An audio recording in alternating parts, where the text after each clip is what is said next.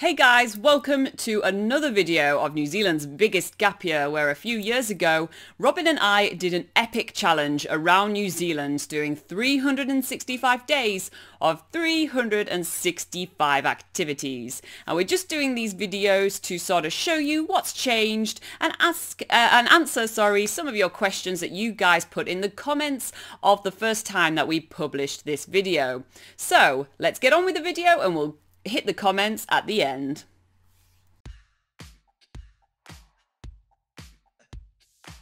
It is another glorious day in Wanaka, and we are waking up in the awesome Wanaka backpacker. And because today's activity is quite a short one, we are visiting a brewery in the area, we have some time to take care of ourselves a little bit. I really need a trim down. My haircut has been called a dead possum and even a dead bird, so it's really time for sheep shearing the back of my head. Laura also needs a little bit of a trim down, so I do cut the end of her hair as well, so she looks as gorgeous as she can with her new French-made haircut. So today we are joined by Manny, a friend of mine from Germany, and Ian, the owner of the Wanaka backpacker, really wants us to take his old vintage car for a spin when going to Beerworks. It's okay, it's meant to be like this.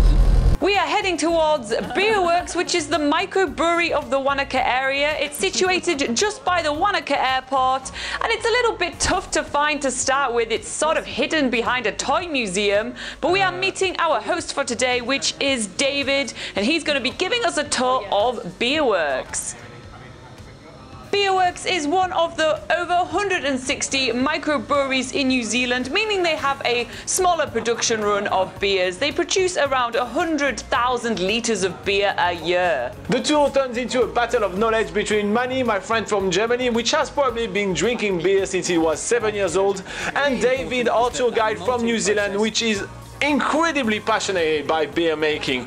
They're discussing recipes, techniques, as well as the different chemical ingredients that you can insert to beers to give them different taste.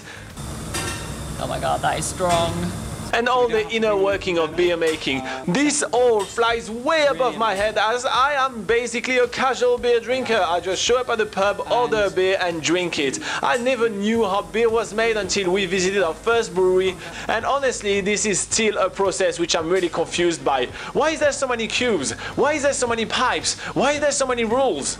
But as David shows, there's a lot of science behind making craft beer. Beer only contains 4 key ingredients: hops, malt, yeast and wheat. But the process of beer making takes about a month to make. It's all about tweaking the recipe with those 4 ingredients to make the different beers. And then David is going into what the process is after the beer making. So how the bottles are filled, where the kegs are stored, how the beer is filtered, and how beer gets its bubbles.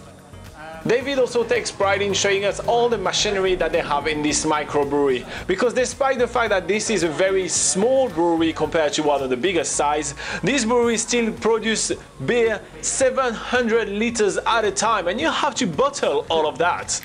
So from the bottling process to the quality control, we're going through every single stage of what happened to that beer before it hit the shelves or the pubs.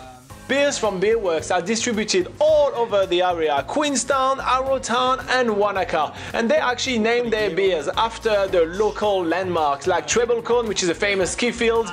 But to be quite honest, any good brewery tour should finish in the same awesome way: a beer tasting. And this is exactly where we're heading to next. We're having a whole table for ourselves, and we're having a tasting tray that contains 6 different beers. David is going through all the different types of beers we're going to be tasting today, and my personal favorite is the Cardrona Gold. It's sort of a safe beer, but there's also some eccentric beers in here like Coffee Stout as well. So after some good laughs, good company and good beer, we are going to be getting back into the VW Beetle and making our way back to the Wanaka backpacker. This car is incredibly hard to drive. I have a hard time passing the gears and even turning the wheel. I'm so happy when I'm done driving it. And back at the hostel, we're meeting back up with Marika. That was the girl that joined us during the Wide Wire tour, climbing a waterfall only a few days ago, and we're telling her all about our beer visits.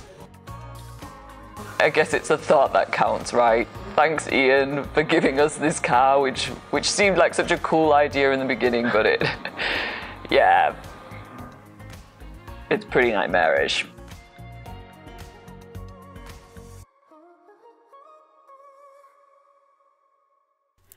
Alright guys, hope you enjoyed that video, and now let's get on to the comments that you guys had the first time we published this video and go through some of your questions. Well, first of all, we have Scotia's Place saying, fantastic haircuts, you look very dapper, Robin, and lovely as always, Laura. Oh, thank you, Scotia's Place. We also have a question from Nexus saying, when you're done with New Zealand, any chance in covering Australia?